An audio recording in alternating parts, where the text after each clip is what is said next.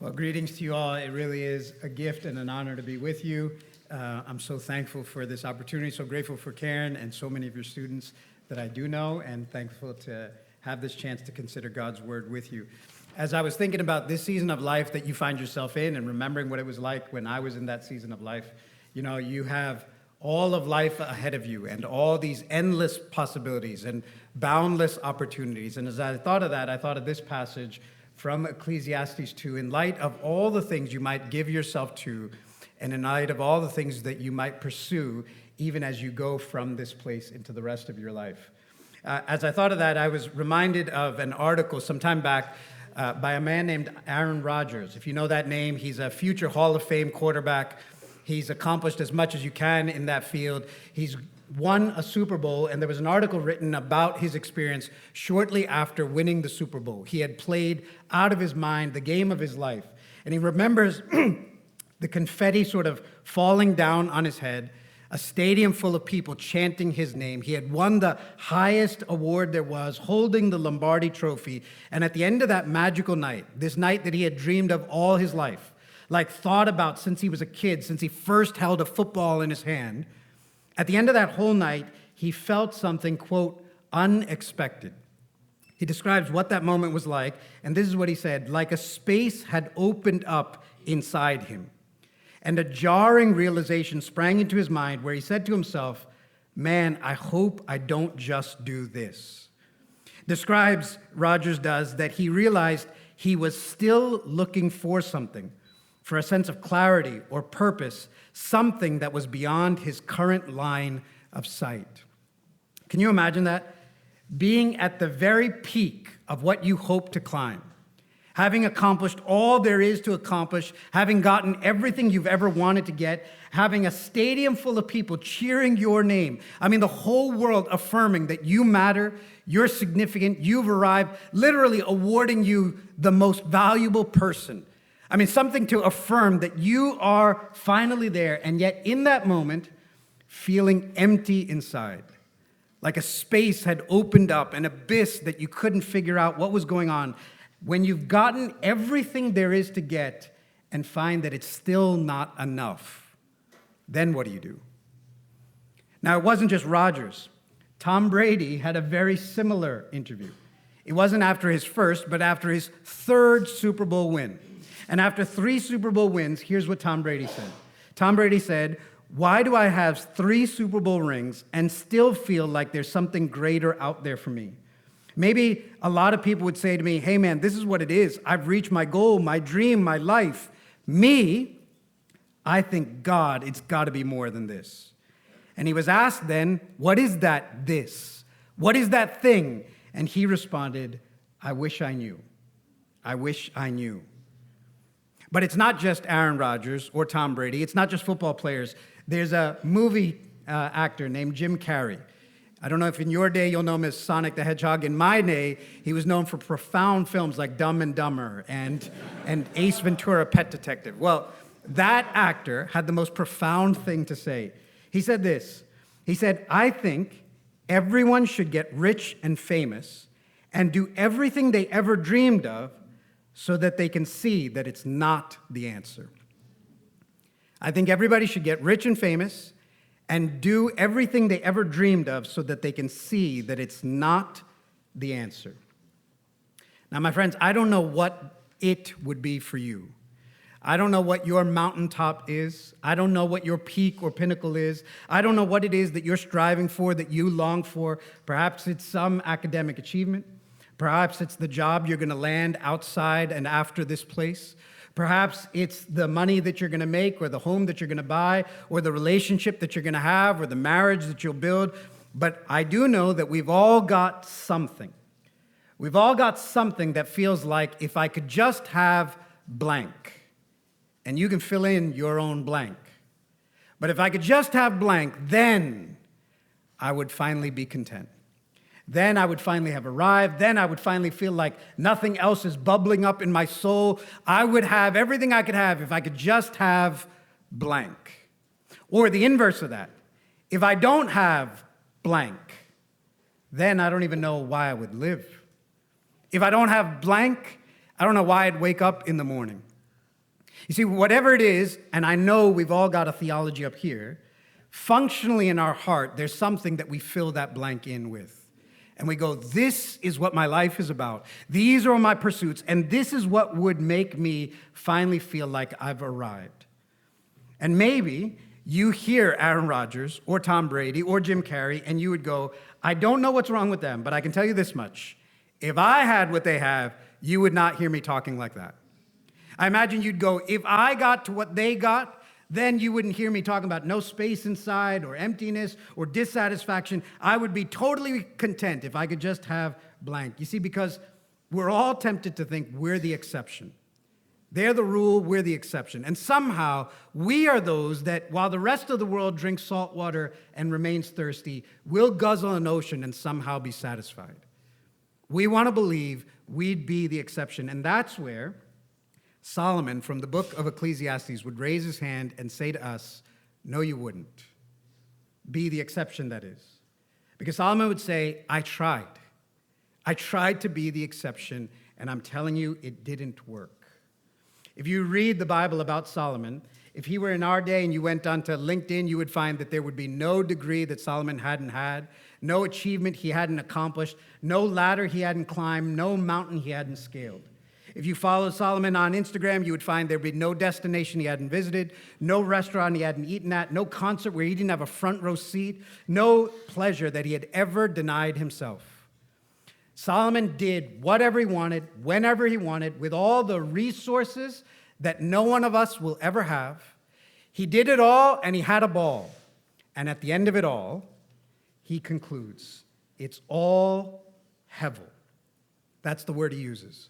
It's the word that means it's all smoke. It's like catching smoke. It's like chasing the wind. It's like grabbing hold of air. It's hevel. It's vanity. It's vanity. It's all vanity. It's meaningless. Life under this sun, if this life is all there is, and what these five senses can see, touch, taste, smell, if that's all there is, then I'm telling you it's meaningless. It's all meaningless. Ecclesiastes is a very intimidating book, but it does take an honest look at saying, if this life under the sun is all there is, if what's to be enjoyed and experienced by your five senses is all there is, then I'm telling you, vanity, it's all vanity. And in order to show you that, Solomon in chapter 2 invites you on a journey to sort of experiment pleasure with him. To say, come, as I sip and sample from everything there is in life under the sun, and see if you come to a different conclusion than I did. And so that's what he'll do. With all the vigor that he has, and all the resources we'll never have, Solomon pursues pleasure. He starts with what you might call the pleasure of alcohol and parties. That's what I'll call it. The pleasure of alcohol and parties. Low-hanging fruit, easy for anyone. This is what he says, 2 verse 3. I searched with my heart how to cheer my body with wine, my heart still guiding me with wisdom, and how to lay hold on folly till I might see what was good for the children of man to do under heaven during the few days of their life. Here's his experiment. He's going to test himself with pleasure. That's verse 1. And now he's going to go to his first avenue. He's going to go to wine. He's figuring, look, we've got a few brief days of life here. How do we make the most of our few laps around the sun while we live life under the sun? And so he gives himself to alcohol. And so what he's asking, because he's wise enough to ask it, is, will this do? Can the buzz give me the dopamine that I'm looking for? Or can it numb the pain of life under the sun long enough to give me what I'm looking for? And so he turns to alcohol. Commentators sort of go back and forth on how exactly he engaged it. You see, in the verse, he says, I laid hand of it like keeping my wisdom with me and like folly. So it's almost like, did he do it drinking with wisdom or did he drink like a fool? And the answer is we don't really know. In fact, commentators go back and forth, and some will say it's almost like you could picture sophisticated Solomon. Sophisticated Solomon sits by a fire, and he listens to classical music, and he eats caviar, and he collects fine art, and he's got a glass of the finest wine. And others would say, no, it's not sophisticated Solomon, it's sort of spring break Solomon. And spring break Solomon has cheap shots of tequila and doesn't remember what happened last night and has a strange tattoo. Whatever it is, The point is, Solomon's given himself over to this, either with wisdom or like a fool. But at the end of the day, Solomon concludes, the buzz eventually wears off, the numbness gives way, the problems return, and what he was looking for, vanity of vanities. In fact, not just alcohol. When Solomon would throw a party, there's another passage in 1 Kings 4. I'll just read a few. Listen to what it was like for one day when Solomon threw a shindig. It says, Solomon's provision for one day was 30 cores of fine flour and 60 cores of meal, 10 fattened oxen, 20 pasture-fed cattle, which, by the way, I love, that he liked pasture-raised organic stuff before it was a thing. Pasture-fed cattle, 100 sheep besides deer, gazelles, roebucks, and fattened fowl. Scholars say if you put together Solomon's spread, it would have fed something like 15 to 20,000 people. So you know that really awesome party you went to? Solomon said that was so cute. Because when Solomon throws a party, 20,000 of his closest friends show up, and there is offered nothing but the finest of foods and wines and all there is.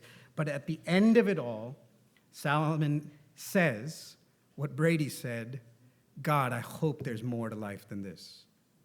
So maybe it's not the pleasure of alcohol. He continues his experiment. And he says maybe it's the pleasure of having, the perfect place. When you graduate from here, you've got some goals. Maybe it's the perfect place. This is verse 4. I made great works. I built houses and planted vineyards for myself. I made myself gardens and parks and planted in them all kinds of fruit trees. I made myself pools from which to water the forest of growing trees. So Solomon figures, look, you got to leave the juvenile life behind. It's not found in parties and alcohol. It's found in growing up and settling down, right? It's what can make life satisfying.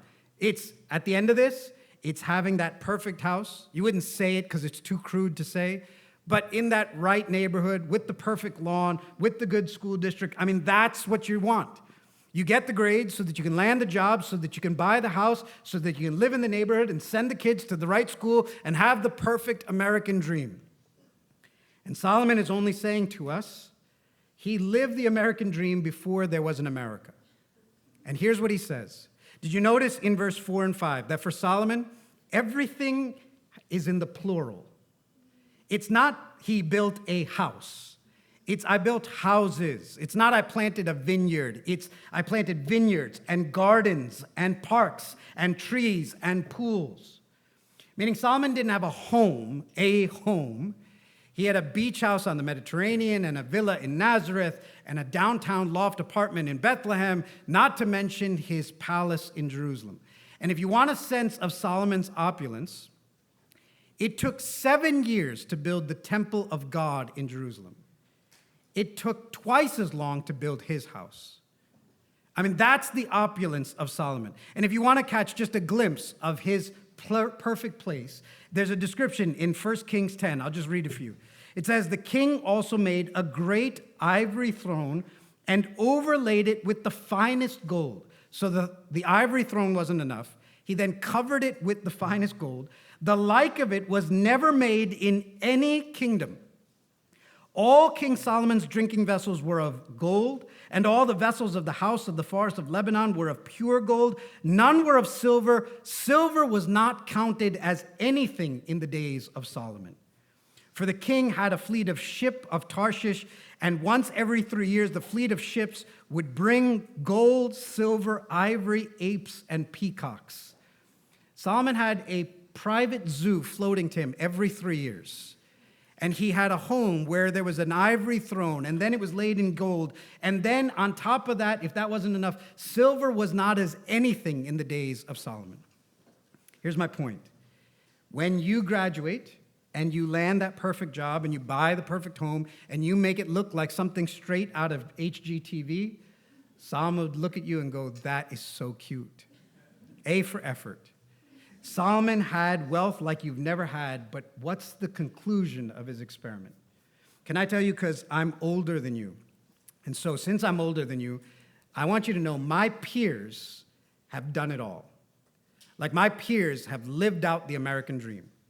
I have graduated with, and my peers, my middle-aged friends, they own it all. They've achieved it all. They've accomplished it all. They've gotten to the top of the mountain. They have lived the American dream.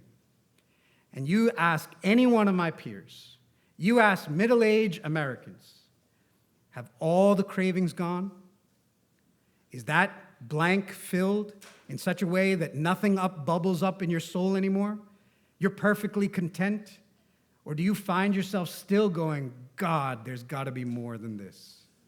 Can I tell you one of the most memorable conversations I had was I remember talking to someone who had a perfect job, who lived in the perfect house, had a perfect marriage with the perfect kids in the perfect school district. And I remember this person telling me, God, please let there be more than picking out the color of the new curtains and how to paint the front door. And I remember them saying to me, I am so bored. Because I'm telling you, what do you do when you've gotten everything there is to get and you find it's not enough?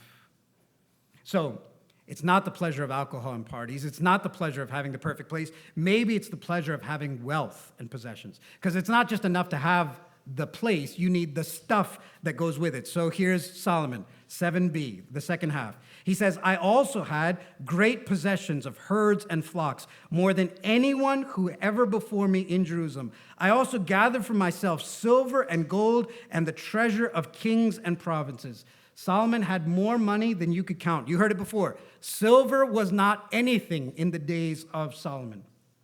There's nothing Solomon ever wants that he doesn't buy, nothing he ever desires that he doesn't get.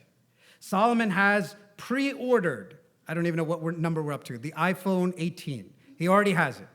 Except Solomon is wise enough to know that the thrill he feels as he unwraps his new shiny toy is a thrill he felt once before. And that this thing, soon enough, will end up in the same place that the 17, the 14, the 10, and the 2 ended up.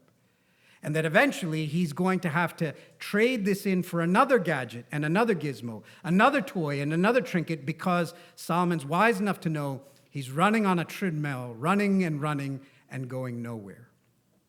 He has drank all there is, and at the end he's gotten all there is to get, and at the end he says, sort of like an actor would say, I hope everyone gets rich and famous so that they can see that it's not the answer. So it's maybe not pleasure and parties. Maybe it's not the perfect place or the wealth and the possessions. Solomon then continues his experiment and says, maybe it's sex. Maybe the most powerful of all the pleasures. 8, and the third part, he says, after he lists the entertainers and the singers, he says, I got many concubines, the delight of the sons of men. What could be more powerful? What could be more pleasurable than the pleasure of sex? And so King Solomon, if you read the Bible, is notorious for his sexual appetite. 700 wives, some 300 concubines. Solomon could have a different lover every night of the week. And at the end of it, what would Solomon's conclusion be? It would be the same conclusion that some of us would know all too well. You talk to someone who struggles with porn, and they would tell you what was once exciting no longer satisfies, and you find yourself going to darker places and crossing lines you never thought you'd cross. I remember talking to someone who captured it, I think, perfectly well. He said to me, I have seen things that when I am sane makes me want to throw up, and then like a dog returning to vomit, I go right back to it again. You see, we know, perhaps painfully well, that, as powerful as it is, can't fill the abyss that's here. Listen to this quote. It says, when sex is pursued only for pleasure, or only for gain, or even only to fill a void in the soul, it becomes elusive, impersonal, and ultimately disappointing. When sex is pursued to fill this abyss, it becomes elusive and ultimately disappointing. And if you were to ask me what preacher said that, or what Christian book said that, or what Bible verse said that, I would tell you Time magazine said that. Time magazine had enough insight to go, this is the human reality. In fact, if they had language, they would borrow Solomon's word to say, sex when pursued like that is hevel. It's smoke. It's chasing a wind. It's grabbing the air. It's vanity. It's vanity. It's all vanity. For the sake of time, I won't keep going, but you could talk about the pleasure of being famous and admired. Solomon in verse 9 will talk about how he's greater than everyone. People would travel from distances to be in his presence, and queens would be breathless at the sight of Solomon. And in case you're thinking of a category that Solomon hasn't named, just to cover it all, in verse 10, he says this, "Whatever my eyes desired, I did not keep from them. I kept my heart from no pleasure, for my heart found pleasure in my toil, and this was my reward for all my toil." Meaning, just in case you're thinking of a category he hasn't named, he's saying, I gave myself to all of it. Anything I wanted, I never said no to my heart. Any pleasure I pursued, I never denied myself. I went after it all, and I had a ball. And what's the conclusion after this whole experiment? Verse 11. Then I considered all that my hands had done and the toil I had expended in doing it, and behold, all was hevel. All was vanity, a striving after the wind, and there was nothing to be gained under the sun. After I did all of this, I'm telling you, meaningless, meaningless. It's all meaningless. Vanity, vanity, it's all vanity. And the little part of our heart that doesn't believe it, I'm telling you, Tom Brady or Aaron Rodgers or Jim Carrey or King Solomon would say to you, vanity, vanity, it's all vanity.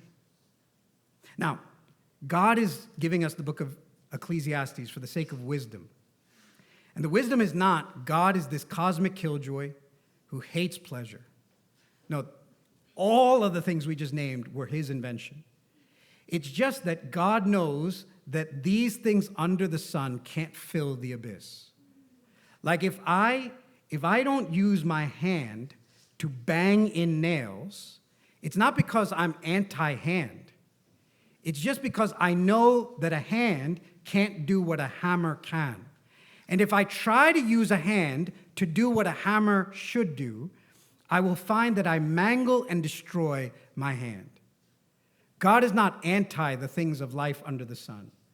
God simply knows that if you find the things of life under the sun and seek to fill the abyss, you will mangle and destroy the thing, because none of them, as powerful as they are big enough to fill that abyss. Sex is great, but it's just not big enough to fill the empty space. And alcohol or pleasure or homes or accomplishments or achievements or whatever you'll do as you graduate from this place, as awesome as they all are, none of them will fill the abyss. In fact, when Aaron Rodgers talks about that space, I think he's on to something. Because hundreds of years before him, a man named Blaise Pascal wrote. And Pascal said this. He said, "You'll find in every human heart an empty trace, which man tries to fill with all the things in his surroundings, seeking from these things. But," listen to this, "they are all inadequate because the infinite abyss can only be filled by an infinite and immutable object, that is to say, only by God himself." The wisdom of Solomon, the book of Ecclesiastes, is to say, if all that we have is the stuff under the sun, it's vanity, vanity. But the message of Ecclesiastes is there is one beyond the sun. And you were made for the one beyond the sun. And the one beyond the sun is infinite enough to fill that infinite abyss and can satisfy what no one else can satisfy. He's the one who sat by the woman at the well and said, "I am the water that you're looking for. And if you drink from me, you'll never thirst again." It's not an ocean of salt water. It's the living water who is Jesus Christ. And he can satisfy and bring purpose and meaning in a way that nothing else can. Because if you have everything but don't have him, I'm telling you, it's hevel. Last thing, and I'll be done. What convinced me of this more than anything else was I watched this show called The Good Place. I don't know if you've ever seen The Good Place. I saw some of the seasons, but I watched the end of the show. If you don't know the show, it's been out for years. This is your fault, not mine. So I'm gonna blurt out the show to you. But The Good Place is NBC's show of the afterlife. It's NBC's vision of what the afterlife is like. And as you can imagine, if there is an afterlife, everybody wants to get to the good place. So there's these characters that are aiming to get to the good place. And after 6 or 7 seasons, they finally get to the good place. NBC's vision of heaven. And my friends, the good place has everything. You want a milkshake, you get a milkshake. You want to travel there, you travel there. You want to play Madden in an NFL-sized stadium, you get to play Madden in an NFL-sized stadium. There's nowhere you want to go, you can't go. Nothing you want to do, you can't do. Nothing you want to try, you can't try. You can have it all and have a ball. NBC's good place has everything in heaven except for one thing. It's a heaven without God. NBC's vision of the good place is a heaven without God. Can I tell you how the show ends? After they've drank every milkshake there is to drink, and gone to every place there is to go, and tried everything there is to try, and tasted everything there is to taste, after they've had it all, they are so bored they want to stop existing. In fact, the problem of NBC's good place ends with them wanting to put a bullet in their soul. And they want to walk through a door and cease to exist. Because though they don't know it, NBC's good place is telling you a good place without God is hell. By definition, having everything without Him and having it forever is hell. That's what hell is. It's to have it all and have a ball. Without Him, you get it and you get it forever. And so the promise of the gospel is you get Him. You get the one being who can satisfy the abyss. And so as you go from here, in all the things you'll pursue, in all the things you'll accomplish and do them knowing that the one beyond the sun is the one that can fill that space. And then it'll provide meaning, wonderful meaning to everything in life under the sun. Let me pray that for you. Father, we give you thanks for this time, and I thank you so much for these dear friends. I pray your blessing on them as they study here, as they go from here. For those who empower them here, we pray, O Lord, that you would even today give us renewed affection for Jesus Christ. Let the things of this world grow strangely dim in the light of his glory and grace. This we ask and pray in Jesus' name. Amen. Through Faith and Truth Media, Cairn University is able to share with you articles, podcasts, and videos like the one you just watched that help you navigate the world with a biblically integrated perspective. At Cairn, faith and truth really do matter. Whether you're looking for undergraduate or graduate programs, or how you can support our work, I invite you to come visit us or learn more about who we are and what we do at cairn.edu.